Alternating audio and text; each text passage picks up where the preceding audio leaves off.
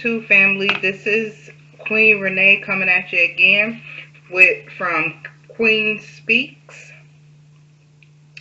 with another video. So, first off, I would like to today I am actually going to be talking to you. Sorry, guys. I'm going to be talking to you about an issue that's going on right now.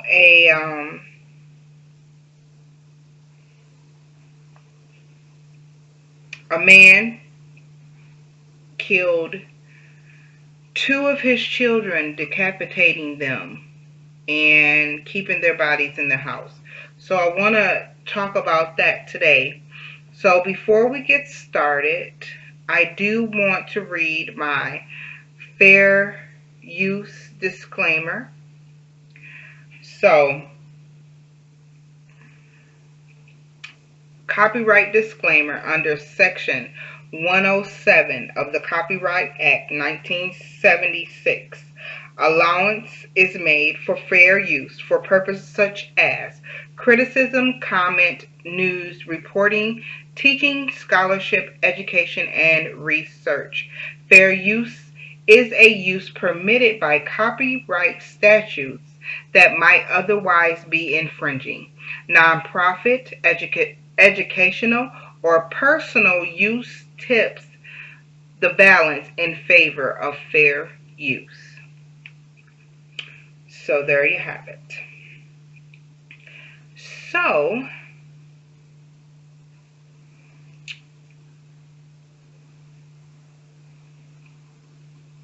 this channel here, just a little bit of housekeeping. My channel, Queen Speaks, is actually me giving my opinion on certain newsworthy stories, in my opinion. They may not be newsworthy to everyone, but in my opinion, it's something that I would like to talk about, and I will give my opinion on the situation. So today we're going to talk about this Lancaster father that was charged with murder. He's accused of I can't speak. I'm sorry. I just got off work, so I'm tired, but I digress. He's accused of decapitating his kids while forcing his other children to view slain siblings. So it says Lancaster, California. A Lancaster father, and mind you, this is coming from ABC 7 News, I guess. So anyways, it's a Lancaster father has been charged with murder, accused of decapitating two of his teen children, then forcing his two younger kids to view their slain siblings' bodies. Maurice Jewel Taylor Sr., a 34-year-old personal trainer, was charged Tuesday with 2 counts of murder for the deaths of his 12-year-old son, Maurice Taylor Jr., and 13-year-old daughter, Malika, I believe it's Malika or Malika, along with 2 felony counts of child abuse under circumstances of conditions likely to cause great bodily harm or injury or death involving his 8 and 9-year-old sons.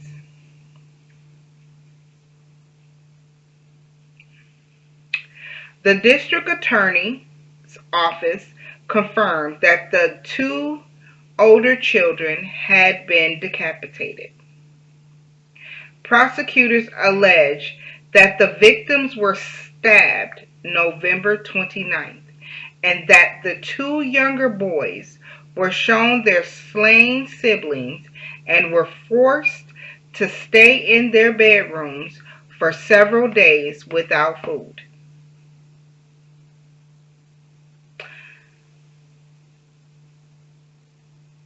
Who who does that?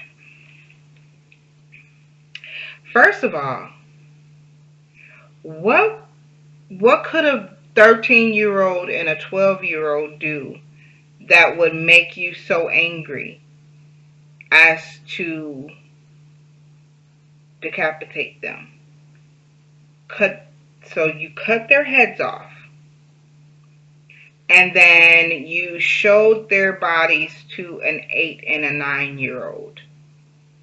What would make you do such a thing? What was wrong with him? Drugs, mental illness, something. I need somebody to tell me something. Because that don't make not nairn a what nairn bit of sense to me. Why? So moving on. Their bodies were inside the family's home in the 4500 block or 45,000th block of Century Circle when authorities arrived at 7:50 a.m. last Friday. According to Los Angeles County Sheriff's Deputy Eric Ortiz, Sheriff's Lieutenant Brandon Dean confirmed the suspect's wife and their other two children were questioned by homicide detectives who arrested the father before 6:30 p.m. on Friday. Okay. So, since the 29th of November, that's when they're saying that this happened. So that would have been Sunday, November 29th. And if they arrested him on Friday, that would have been the 4th.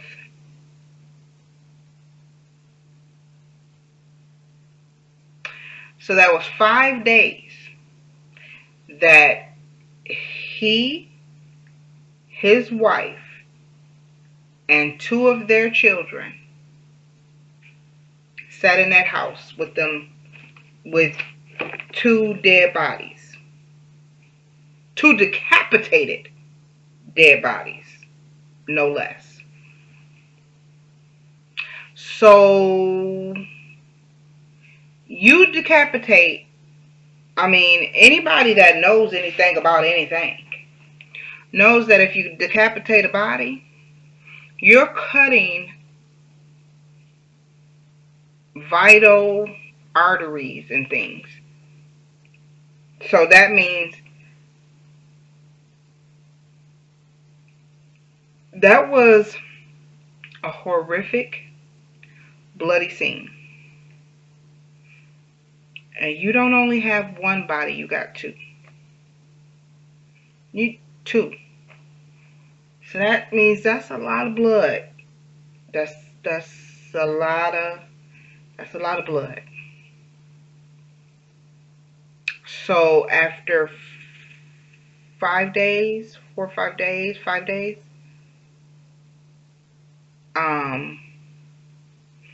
of all that blood and those two dead bodies in that house, and they're all closed up in there with them, I can imagine the horrific smell. So now, my question is, what transpired with the wife as to why she didn't get arrested? She was only questioned along with the two younger children.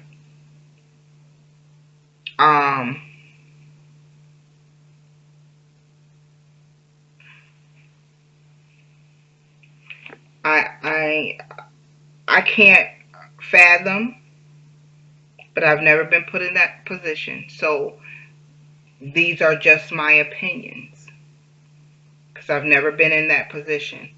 But I cannot fathom that someone, regardless of if it's my kid's father or someone that I am involved with, cutting, decapitating my children, and I'm in the home, and I ain't dead too. I'm just saying I don't understand that. I cannot wrap my mind around that, how you allowed or how it happened that this man killed two, not one, but two of your children. He couldn't kill two of them at the same time. He killed one first and then the other. So either, as a mother, either you fighting this man till you take your last breath, trying to save, at least saving the second one, because the first one, if he had got to that child before you knew what was going on, and then I know that child had to scream, because they said there was, I've read the story, but they said lacerations and stab wounds. So I'm believing that that first child that was murdered had to have made some type of noise, screamed at some point, and as a mother, you he got to the second one without harming you, because as we'll see later on, as I keep reading, I don't know if it's in this one or not, they said that she was unharmed.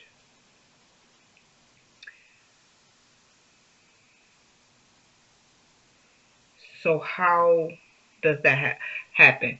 I digress. I'm getting ahead of me myself in the story because I can't truly wrap my mind around that. But anyway, I digress. Let's move around.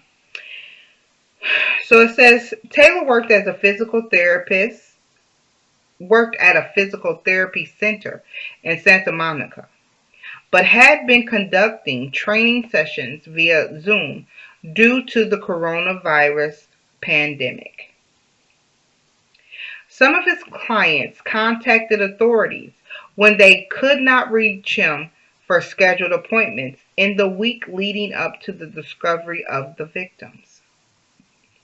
Taylor was initially held in lieu of $2 million bail, but his bail was increased on Thursday to $4.2 million while he awaits arraignment December 21st at the Lancaster courthouse.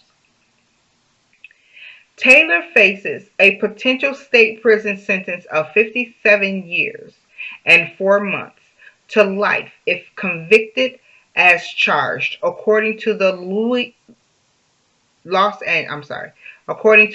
Angeles County District Attorney's Office. Now, it also goes on to, I've read other articles, so this isn't the most informative one, I suppose. But in the other articles that I have read, it said that the children suffered from several lacerations and stab wounds, both of them. After which, I guess he showed the bodies to the babies, to the 8 and 9-year-old, and forced the 8 and 9-year-old to stay in their rooms, and he didn't feed them for days. Now, when there was a firefighter that actually came up on the scene, and from what they're saying in the other articles that I've read, is that somebody called in with a gas leak report at like 7:30 a.m. that morning. And it was multiple people. It wasn't just one, I guess. So the fire department went out there and showed up on scene, not finding any gas leaks, but finding these two children's bodies in separate bedrooms. Now, my question for that is how did the firefighters actually gain access to be searching bedrooms? I'm not really sure about that. The articles aren't really clear on that. But I dare say that if firefighters did enter that home, because firefighters are trained and they come up on dead bodies a lot in homes when they go to do well checks and carbon monoxide and all that kind of stuff. So I'm pretty sure they know what dead bodies smell like. So I'm going to venture to say that when they did go there, on the reports of gas leaks, and they opened the door, I would venture to say they smell dead bodies, because a 5-day-old dead body and a brutal murder scene with that much blood, you can't. That smell is there, and then the bodies were just there in the house. So, anywho, they said once they found the bodies or whatever, they questioned the wife and the children. Now, I don't know if they questioned the father or what have you, because I haven't read anything that said they questioned him, but they did say that they arrested him without incident. So he just pretty much went quietly or whatever. He was initially, like they said, they gave him a $2 million bond, but they upped it to 4.2 million.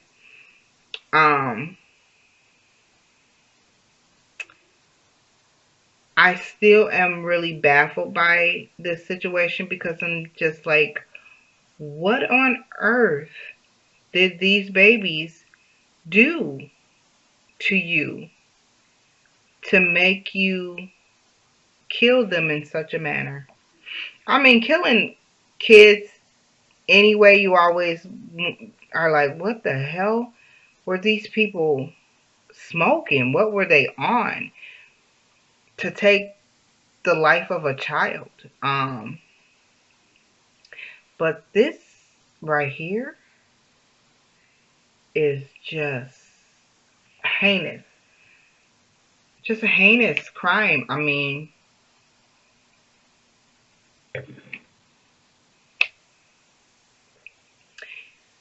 as of yet, I haven't found an article that says he's given a reason, or that even he's talking. They did say, however, that when they were in the home and questioning the mother and the two younger children, that she actually was having breathing problems, so they took her to the emergency room for treatment, and took the younger two children to the hospital as well to be observed.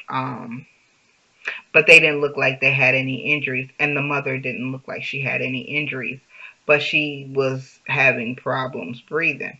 Well, she should have problems breathing because I'm just still wondering what happened. What happened? How do you let two, not one, but two of your children end up dead, decapitated, and you ain't got no injuries? If you don't kill me, I'm gonna have some type of injuries, cause I'm gonna try to kill you. You gonna knock my ass out, stab me up or something, but I'm gonna have some type of injuries. You go to try to kill mine. I don't get it. But anyway, y'all, if y'all tell me how y'all feel about this situation in the comments section.